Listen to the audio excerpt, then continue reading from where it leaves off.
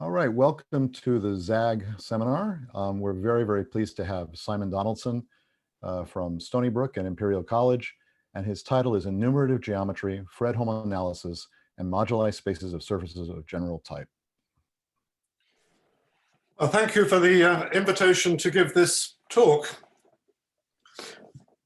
I should say at the beginning that I'm not in any way a sort of professional algebraic geometer, and I'm very conscious that, particularly in the later part of the talk, I will be discussing things which many people in the audience know vastly more about than I do. But anyway, I hope you'll, with that said, I hope you'll bear with me, and I hope what I'm saying will at least have some, make some sort of sense and have some interest. So this is based on a small paper I wrote a few months ago in a volume. You see the references here associated with Michael Attia. And as you'll see, it's to some degree a speculative talk. There won't really be any theorem of any real large substance in the talk. But let me explain the motivation, at least from my particular point of view on things. We're interested in what you might call enumerative theories from the algebraic geometry language, or in analysis and differential geometry, what we might call nonlinear Fredholm theories. And a number of examples, well-known examples of such things have been developed in the past few decades. For example, holomorphic curves in symplectic manifolds leading to Gromov-Witten invariants and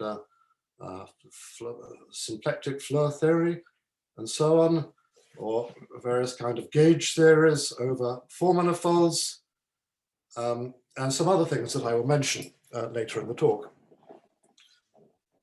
So as I said, these matters can often be approached either from a differential geometric point of view or algebra-geometric. So the overall motivation for the talk is that we'd like to find other examples where the same sort of ideas can be applied. So specifically, we're going to, in the second part of the talk, we're going to talk about possible examples where the objects we're discussing are structures on manifolds of real dimension 4. And the main topic, perhaps of most interest to this audience, will be complex structures. So we're talking about real dimension 4 complex surfaces, and as in the title, we will restrict to surfaces of general type. We'll also mention another kind of structure, which are self-dual structures, which also have some connection with algebraic geometry and have some interesting features.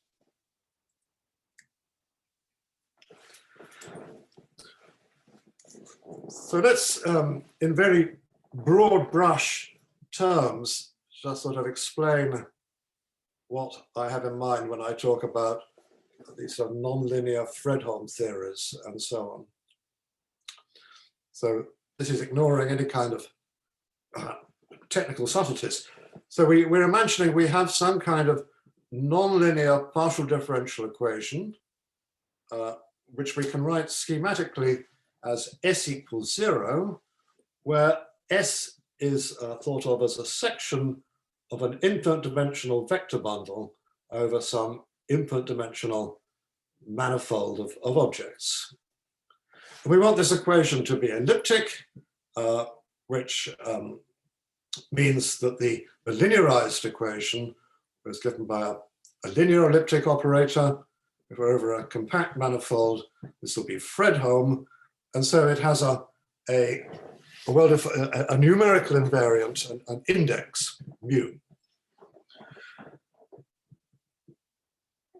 So we also want to be in a situation where we have some hope that the set of solutions of our equation, the zero set of this section, is ideally compact, or if not, can be compactified in some reasonable way so that we can extend the relevant discussion over the compactification. So these are saying more about the well-known examples that I mentioned. If we're talking about holomorphic curves in a symplectic manifold, well then we choose a compatible almost complex structure, and then, well, depending on exactly what you're doing, there are different ways of setting it up. We might set up our infinite dimensional space as the space of all two-dimensional submanifolds. Then so the tangent space of that is given by speaking of a normal vector field, and the linearized operator that's relevant is, roughly speaking, the d-bar operator, the Cauchy-Riemann operator, acting on sections of the normal bundle.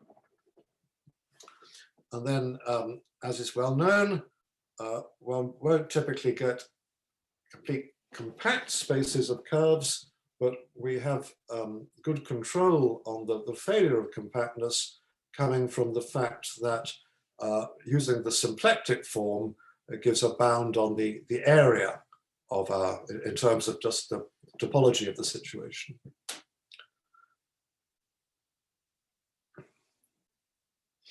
The second example, we could talk about Yang-Mills instantons on a four manifold. The main point, we don't want to go into technicalities, the main point about this is that the linearized theory is naturally discussed in terms of a complex of differential operators, just a two-step complex, so that the objects in the complex correspond. In the middle, we have deformations of our connection. These things are, the objects we're studying are connections. A deformation of a connection is given by one form. We have an equation which lies in the space of self-dual two forms. So that gives the second term in our complex, or maybe the third term, we should say. But then we need to, we have a symmetry. We have the automorphisms of the bundle we're working on act on the solutions. And so we want to take equivalence classes, the orbits for that action. So in the linearized version, that means we introduce the bundle values zero forms as the initial term in our complex. And then again, we get some control of compactness given by a control of the L2 norm of the curvature. It might be more familiar in this setting to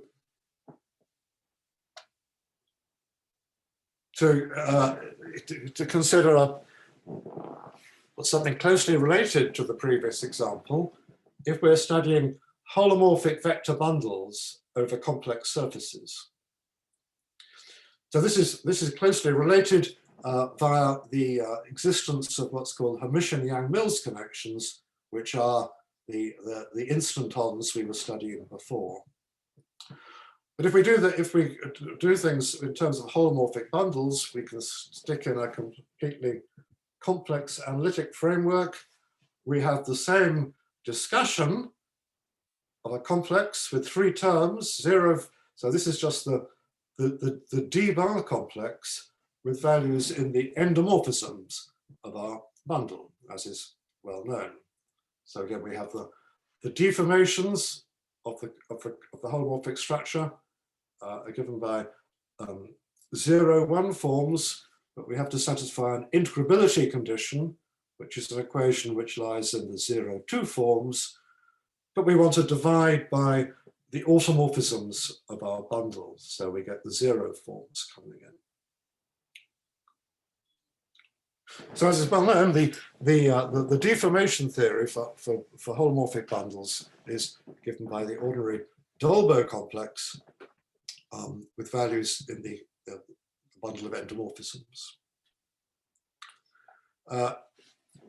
So this is being very broad brush. If we want to talk about spaces of solutions and moduli spaces and so on, then we would want to restrict to stable bundles, which actually takes us back to the Hermitian-Yang-Mills connections and so forth. But let's not get into that for the moment.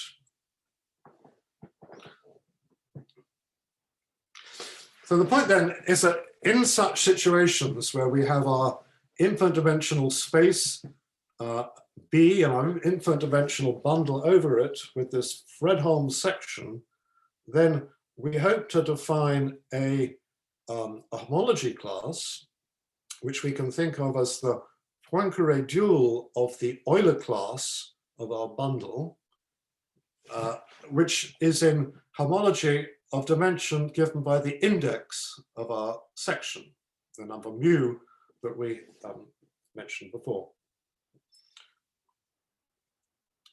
So this thing lies in the homology of our space of all objects that we're working with, which we might not know very much about.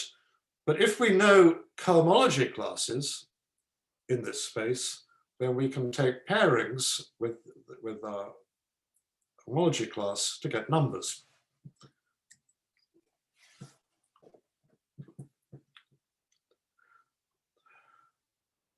So staying in this differential geometric framework, to define this Euler class, we call zeta, what we can do is to, considering making, if necessary, a generic perturbation of our section S to a perhaps slightly different section S primed. Then it's a fact that the zero set of the perturbed section will be a manifold of dimension given by this index. You can think of this index as formally being the difference of the dimension of the space B and the fiber dimension or the rank of the bundle E. Even though those are both infinite, where their difference makes sense in this Fredholm context.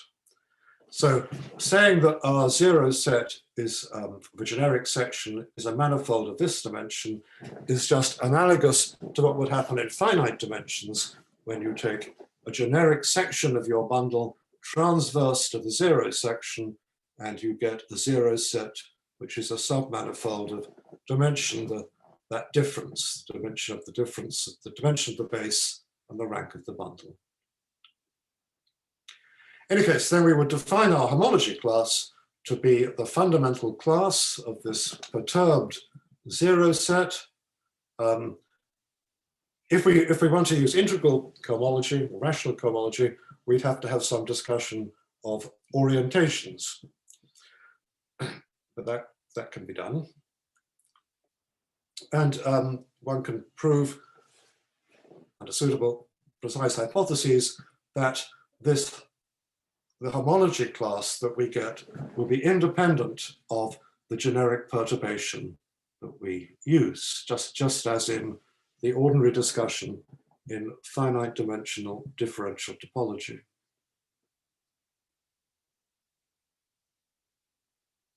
So it might be that there's a sufficiently large set of natural perturbations around in our problem. For example, if we're talking about these holomorphic curves in a symplectic manifold, then the definition of those depends upon a choice of almost complex structure. and we'd be free to perturb that slightly. So it might be that by taking a suitably general, almost complex structure, we could put ourselves in this generic situation. Or on a four-dimensional manifold, you would have the same discussion with the choice of a Riemannian metric.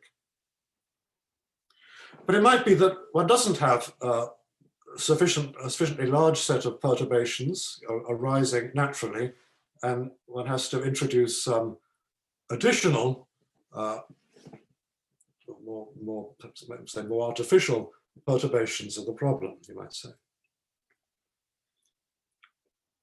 So another example here would be sort of the Casson invariant of a three manifold, in fact, to be precise, of a homology three-sphere.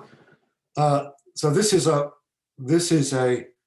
loosely speaking, it counts conjugacy classes of representations of the fundamental group of the three manifold, but when one means this counts in this generic sense.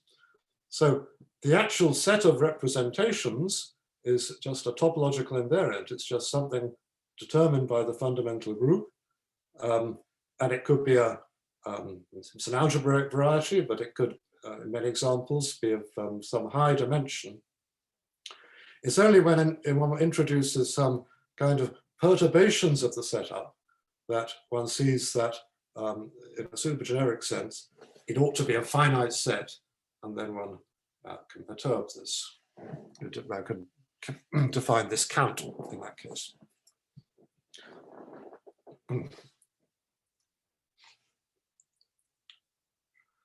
So that was sort of a viewpoint from differential geometry. Let's review more the algebraic geometry approach to these kind of questions. So it could be, for example, if we're looking at if our symplectic manifold was in fact a complex projective manifold with the symplectic form given by the usual Kähler form, then the holomorphic curves we're discussing would be holomorphic curves in the ordinary sense of algebraic geometry. Or similarly, in the case of holomorphic vector bundles, but of course. So if we stay in algebraic geometry, it is not so natural to make this generic perturbations point of view, where we have a smaller supply of perturbations available to us. For example, we could, if we're studying holomorphic vector bundles, we could maybe deform the complex structure on the underlying surface in suitable cases, but that often will not be sufficient to put one in this generic situation. So the substitute to implement these ideas in algebraic geometry is to endow the given solution set, Z, with some extra structure, which allows one to define this, it's called virtual fundamental class, which lies in the homology of Z, and then of course Z lies in our infinite dimensional space B, so we can relate to the previous point of view just via the inclusion of Z in B.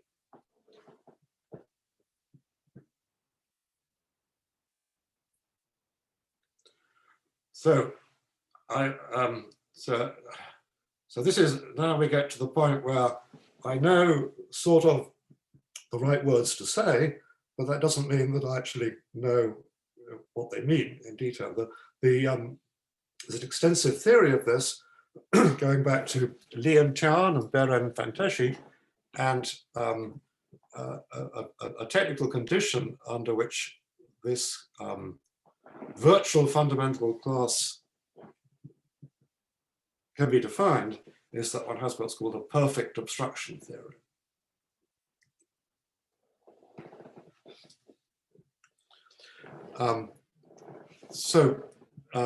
to review how this, what kind of extra structure we have, if we take the example of, say, vector bundles, then this number mu would just be minus twice the Euler characteristic of our bundle of endomorphisms, the alternating sum of the dimensions of the cohomology.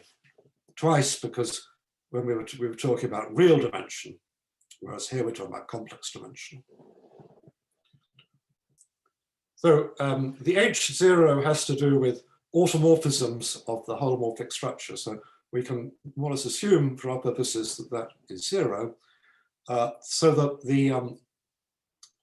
the relevant dimension of the virtual fundamental class is given by the difference of the dimensions of H1 and H2. So what is a general fact is that although our moduli space of bundles needn't be a manifold, in a neighborhood of a given point, then it has a Kuranishi model, which is given by the zero set of a holomorphic map from, strictly we should say, a neighborhood of 0 in H1 to H2. So the extra structure on our, in this case, our moduli space, is given by this collection of Kuranishi models. For example, one simple case would be if H1 and H2 were both one-dimensional, so the difference of the dimension is 0, the virtual dimension is 0.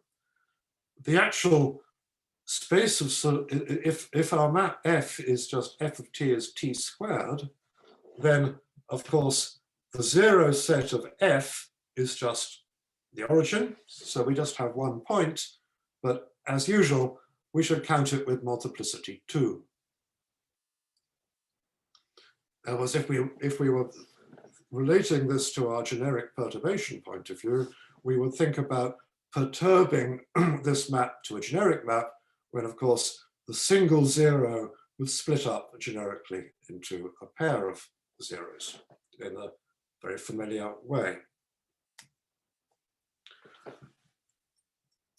Or another kind of example is when our moduli space is a manifold, but it's of the wrong dimension, when the two-dimensional cohomology has some constant dimension nu. All the Kuranishi models have the map identically 0, so it's what's called the unobstructed situation. All the infinitesimal deformations in H1 can be extended to genuine deformations. So then our moduli space is a manifold of dimension mu plus nu. The H2s give a vector bundle over it of rank nu, and then the relevant virtual class would just be the Poincare dual of the Euler class of this bundle.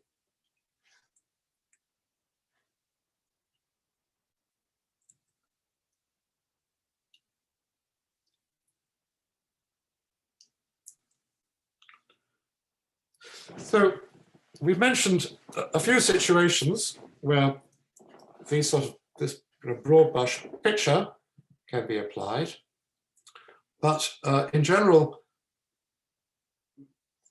these situations are of a we call it a special and low-dimensional nature. In higher dimensional geometry, if we take the analysis point of view, we would typically get overdetermined equations, not given by, where the linearization is not given by a elliptic operator. So this is the case, for example, if we looked at complex submanifolds of higher dimension. You see, we could, if we have an almost complex manifold, it makes sense, the definition of a complex, or an almost complex submanifold make sense for all dimensional submanifolds, but generically there won't be any. It's an overdetermined equation which you will not to be generically be no solutions for a typical almost complex structure. In the algebraic point of view, this manifests itself in the fact that we normally have deformation theories with higher cohomology groups. And this means that we don't usually have a well-defined expected dimension.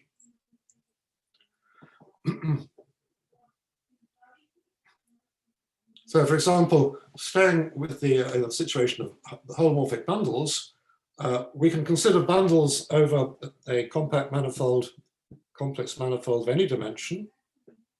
And we have a deformation theory. It involves Kuranishi maps and so forth, involving the three cohomology groups that we saw before, the HQ of the endomorphisms. Well, actually, this is the trace-free endomorphisms we're using here.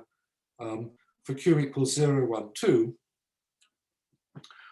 we know we have a Riemann-Roch formula which will evaluate the alternating sum of the dimensions of all the HQs in terms of a topological invariant. But once we go to higher dimensions, we have potentially other cohomology groups, so we don't have any real information in general about the dimensions of these H1s and H2s and so forth.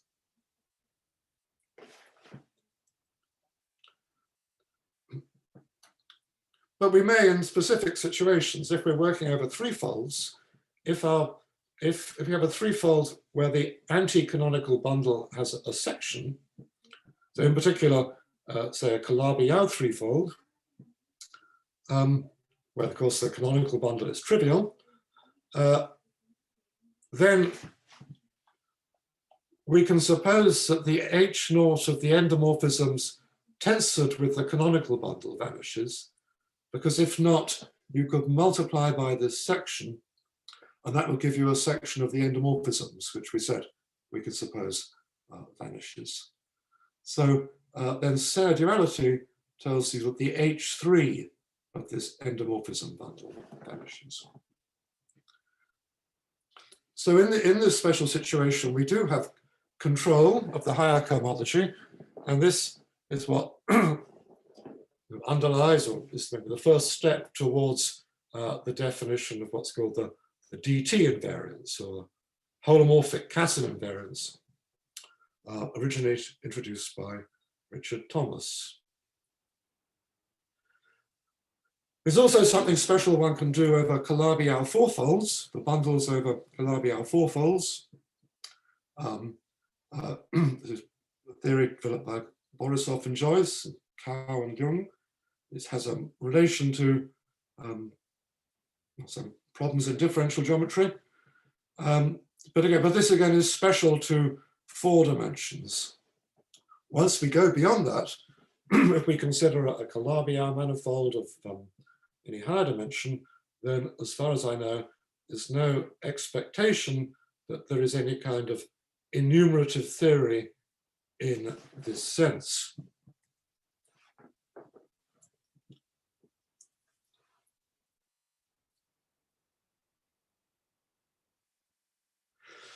So we've outlined or recalled the analysis differential geometry point of view on these things, and the algebraic geometry point of view on these things. But one should say that, at least at present, for many applications, the algebraic geometry is much more powerful because it's better adapted to handling compactifications. That's to say, in algebraic geometry, one would talk about moduli spaces of reflexive sheaves or something, rather than just of holomorphic bundles,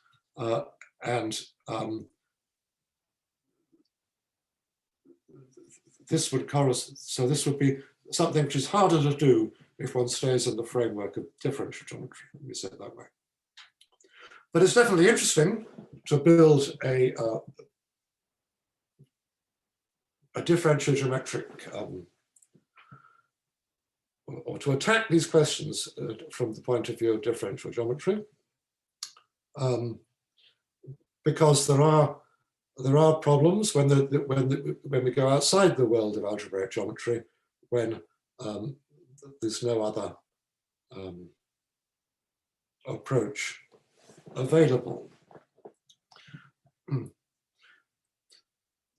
So this is sort of an interesting problem, but in general a rather hard and large problem. So this is a particular case of the well-known difficulties that arise in the holomorphic curve theory in symplectic manifolds.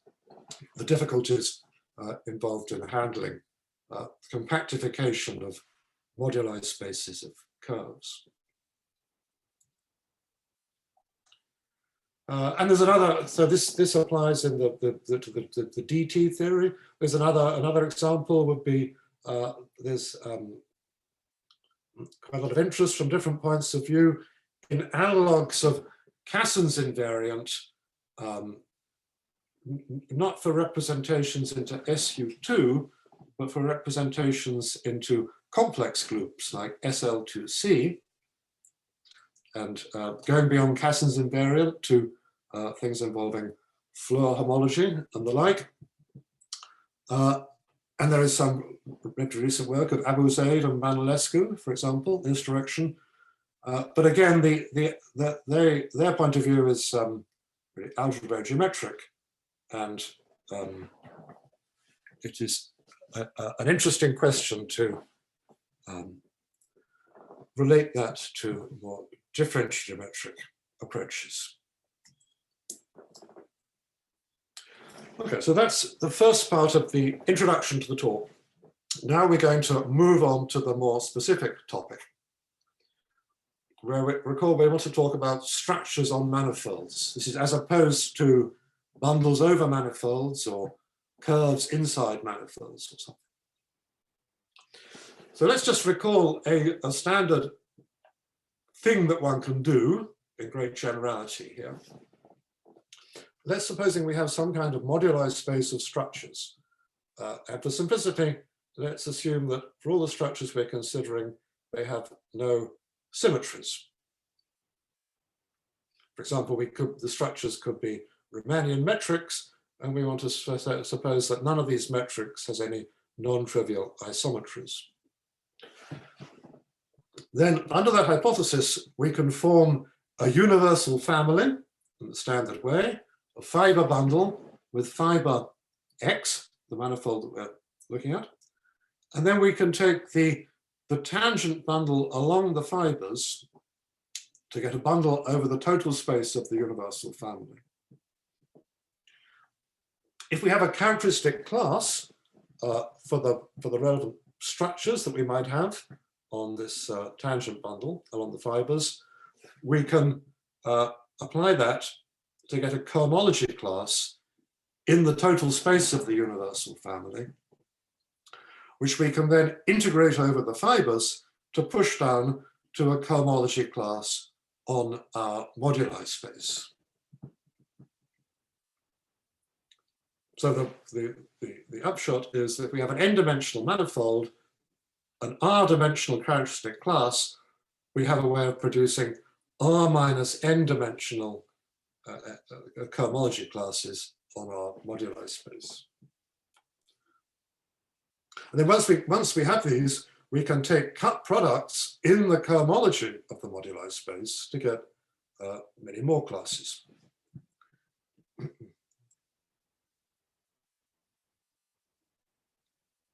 So in the situations we'll be discussing more in a moment, assuming no symmetry groups would be too strong. But if we only have finite symmetry groups, then the same thing works, but we have to restrict to rational coefficients in our cohomology.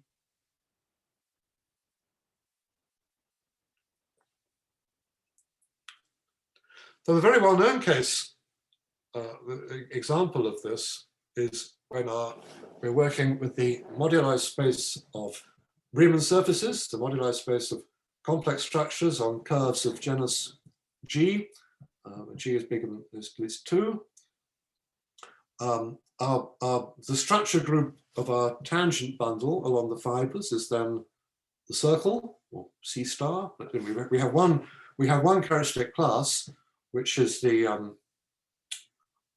well, we start with the first shown class, but then we can take the powers of that to get a whole, and then we apply our construction. We drop by 2 because we're working on a 2 real dimensional manifold. So these are what are called Miller, Mumford, Morita classes in the cohomology of the moduli space of curves. And in higher dimensions, people sometimes call the corresponding classes generalized Miller, Mumford, Rita classes, or sometimes tautological classes. So they're classes that exist on a moduli space just in virtue of the fact that it parameterizes a family of structures on the manifold.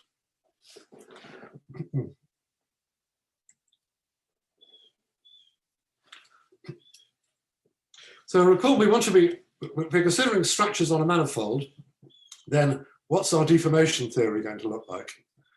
We're going to have a space in the middle, which is going to be the small infinitesimal deformations of our structure. We're going to have a space on the right-hand side with an operator which is the linearized version of the defining property of our structures. But then we're going to divide by diffeomorphisms. So infinitesimally, we're going to have the space of vector fields on the manifold and an operator here which gives the infinitesimal action of the vector fields on our structures. So it would be the Lie derivative. So we can hope to fit into our general framework if we have some kind of structure where we have a 2-step elliptic complex of this kind. We don't want to be going on to a whole sequence of higher spaces. We want to stop here, an elliptic complex like that. So this is the sum up so far. If we had some kind of structure, some hope to have compactness or be able to compactify, and a deformation theory of this kind, like this, then what we could hope to do is to define a virtual fundamental class, which we could pair with these MMM classes to give numbers. So the main topic then is to look at the case where we have complex structures on our 4 manifold. So the equation that we're studying then is our objects are almost complex structures. The equation is n of j equals 0, where n of j is the Nijenhuis tensor. So the Nijenhuis tensor vanishes if and only if the almost complex structure is integrable, defines a complex structure. And then indeed, the linearized theory is of the kind we want. It will just be the D-bar complex with values in the tangent bundle of our complex surface, as is well known going back to Kodaira and Spencer. The relevant index would be minus the Euler characteristic, or maybe we should put minus the Euler characteristic of the tangent bundle, which is given by this formula, a classical formula in complex surface theory.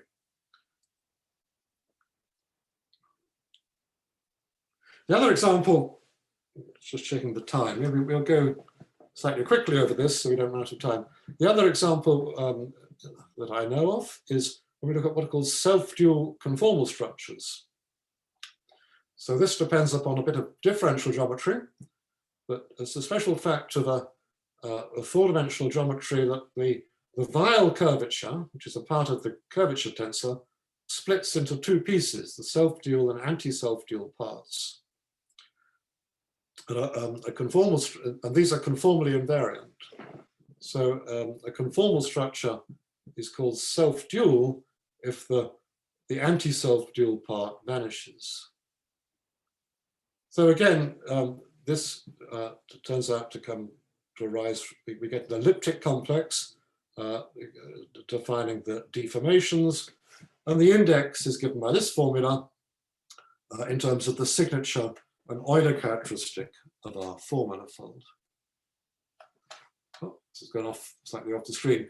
So in fact, there is a well-known twistor construction, which means that one can equivalently describe these self-dual conformal structures in terms of twistor spaces, which are complex threefolds with anti-holomorphic involutions. And one can do the deformation theory that way. So in this situation, we have our NM classes. They're all in dimensions 0 modulo 4, coming from the Pontryagin class and Euler class. There is some sort of mechanism in the direction of compactness, because one has similar to the Yang-Mills case, one has a bound on the L2 norm of the Weyl curvature. But any kind of theory of compactification of moduli spaces is a long way off at present. One example known, at least of a connected component of the moduli space, would be when we take X to be the four manifold underlying a K3 surface, but we'll change the ordinary standard orientation. Then the Calabi-Yau metrics are self-dual, and in fact those form at least a connected component of the moduli space. It's not known, I don't think, whether there are any other ones. And so we have a description of the moduli space. It's given by essentially the Grassmannian of negative three planes in this indefinite space divided by a well-known discrete subgroup of the orthogonal group. I was hurrying over some details here. So this is a case where the dimension of the moduli space is given by the dimension of this Grassmannian, which is 3 times 19, which is 57. Whereas if we compute from a formula, you'll find you get 52. So this is a case where in our deformation complex, we have a two-dimensional cohomology of constant dimension 5.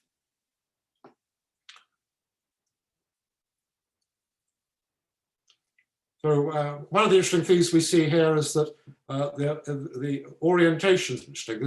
The obstruction bundle is orientable, but the moduli space is not. So in fact, we don't have an orientable theory in this situation.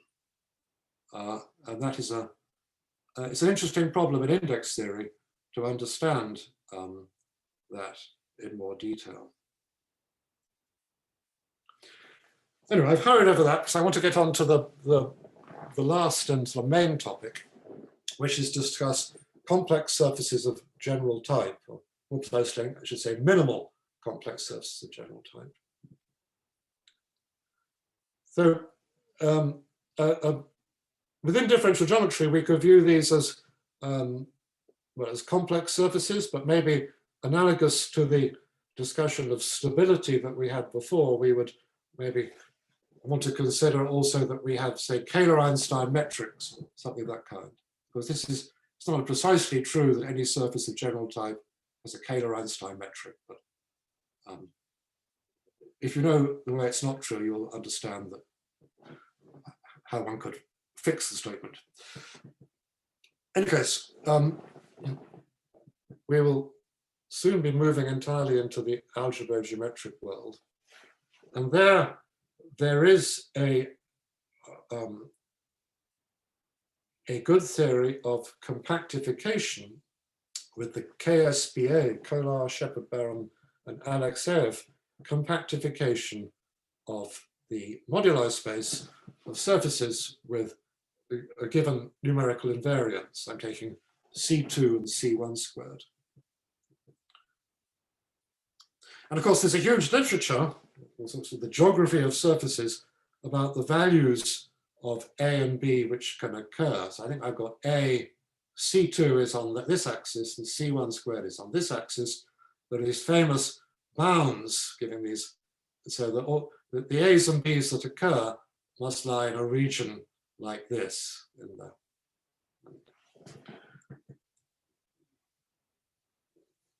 So this reaches the point where I start telling my grandmother how to suck eggs, as we say in England, because a lot of people will know vastly more about what I'm saying than I do. So this KSBA compactification is analogous to the Deligne-Mumford compactification for moduli spaces of curves. The objects in it are built out of surfaces with components, so they have surfaces with marked divisors, and we glue these together along the divisors with normal crossings, and then there's a condition on what kind of singularities you're allowed in codimension 2. That's to say at a set of isolated points in this case.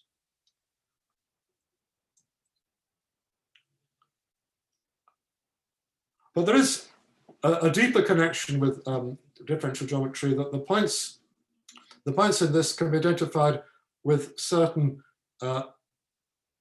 singular Kähler-Einstein metrics with a suitable precise definition. So these will either have, as it were, singularities at finite distance, as in a sort of an ADE singularity, or orbifold type singularities, or they may be complete at infinite diameter, as we see in the moduli space of curves. Anyway, there's a deep theorem of Beerman and Grancia saying that the conditions of the KSBA conditions are exactly the conditions which allow the existence of one of these metrics. So of course, this is a generalization of the well-known hyperbolic geometry description of the Deligne-Mumford compactification in terms of hyperbolic Riemann surfaces with finite volume. But it's an interesting area, and I think there's a lot of scope for further work, understanding the asymptotics of these metrics whose existence was proved by Beerman and Grancia. In any case, to get to the main point, 10 minutes to go, I can only say it's a proposal, because this is definitely not something that I know is true in generality at a technical level. The proposal is to define for each relevant pair AB, each pair where we have a moduli space, a virtual fundamental class, which could be paired with the MMM classes that we have. So we have lots of those, because we can start with C1 to the P and C2 to the Q, the product C1 to the P times C2 to the Q as our basic characteristic class, and then feed that into our machine to produce a class sigma PQ on the moduli space. But then we can take, so we have these sigma PQs, but then we have the ring generated by these, which will be a huge ring. But it could be that's more than we ought to be doing. Maybe we should just restrict to some of these classes. In particular, if we take C1 cubed and apply our construction to that, then we get a two-dimensional cohomology class, which is known by work of Patak, Falvey, and Zhu to be the first Chern class of an ample line bundle on the modular space. So we could just not be so ambitious, but just consider trying to define the numbers coming from powers of this two-dimensional class.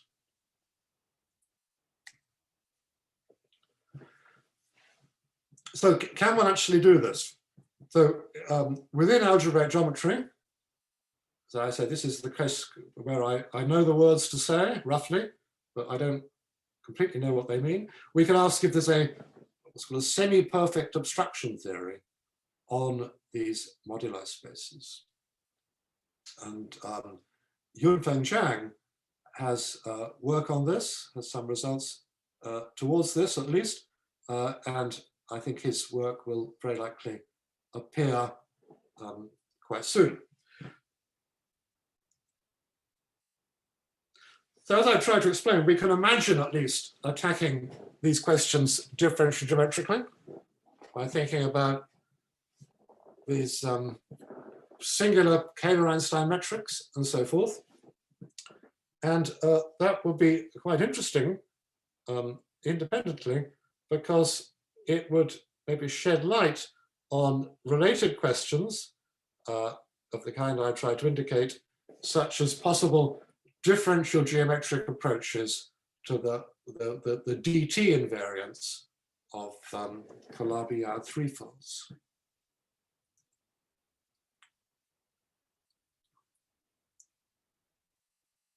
So it has to say, I mean, a valid criticism would be to say, why do we want to do this? I mean, why, even if these virtual fundamental classes are defined, or we would have these numbers defined, what would we do if we knew what they were?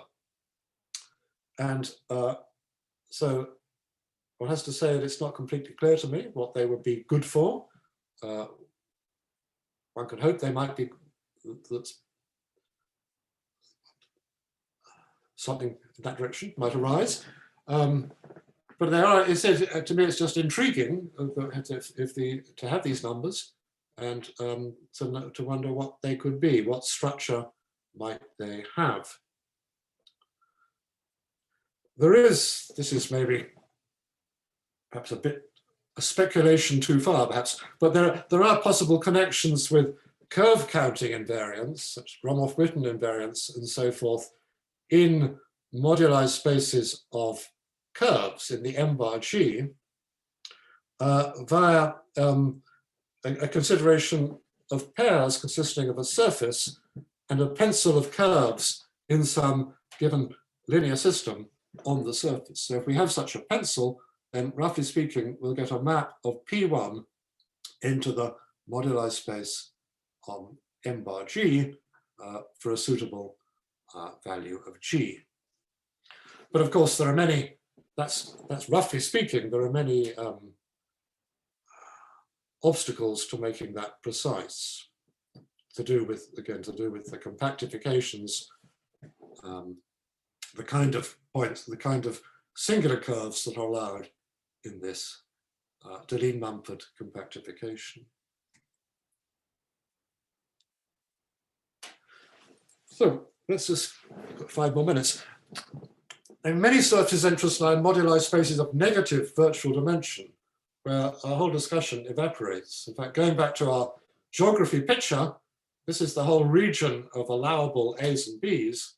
Our formula for the dimension is negative once you're above this line. So all of these surfaces here, in a sense, don't have a good right to exist from our point of view, because they live in moduli spaces of negative dimension.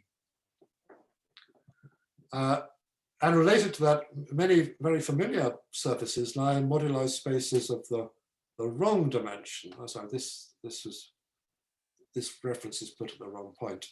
For example, even if we take a surface of degree D in CP3, then the H2 that enters, one can write that down explicitly in terms of linear algebra using standard methods. So it has dimension given by this. So once our dimension is 6 or more, this H2 is non-zero. So there are also examples where a single moduli space has many components of different dimensions. This reference should be here to work of Casanesi, Manetti, and probably many others.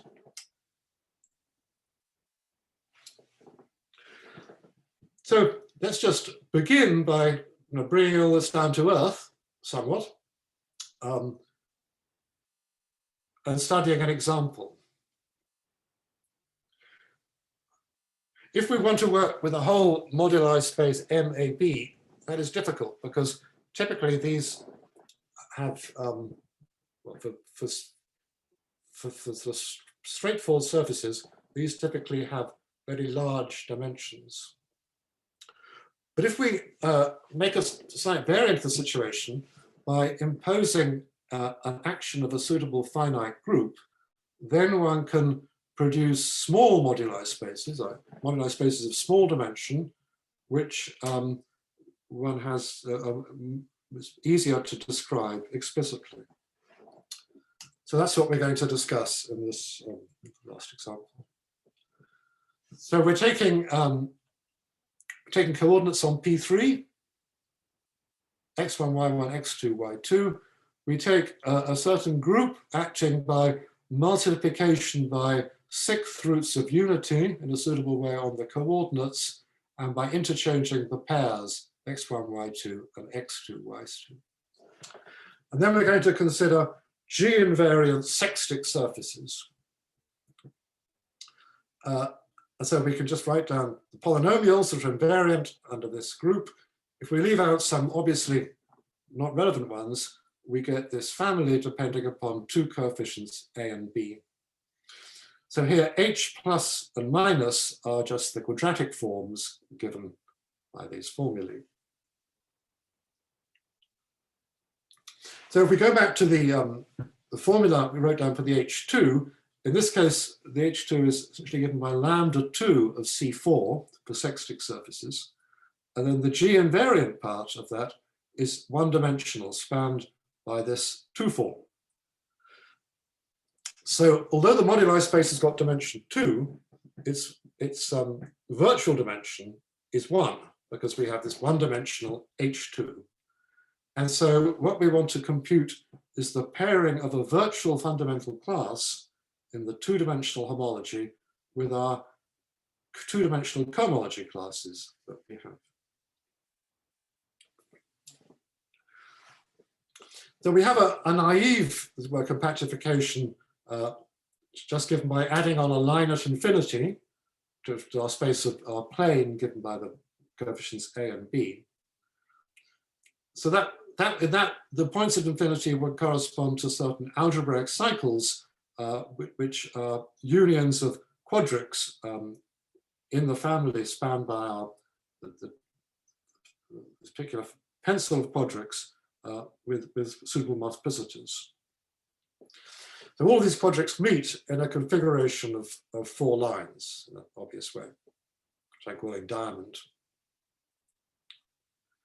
So we can describe the KSBA compactification in this situation, either for these surfaces with a group action. So I think this is a paper I only heard about yesterday, but I suspect all that I'm saying would be found in this work of Horikawa from the 1990s. So the easiest, if we just look at the family where b is 0, then the sort of the naive limit would give us the quadric h plus equals 0 with multiplicity 3. But actually what we should do is to take a threefold branched cover of this quadric, branched over a certain curve, the intersection of the curve given by this equation with the quadric. So there's a slightly more complicated discussion for the other family where we let a equals 0 and b goes to 0. So I'm out of time, but I'm just to conclude. So our naive compactification was the projective plane. So it has a toric description like this, of course.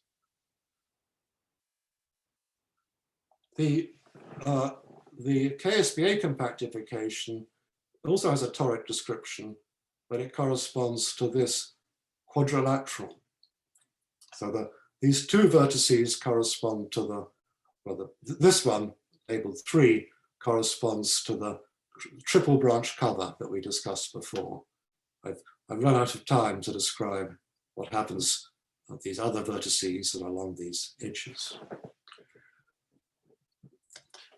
any case, one can describe the moduli space in this example, and then we can go ahead and calculate everything.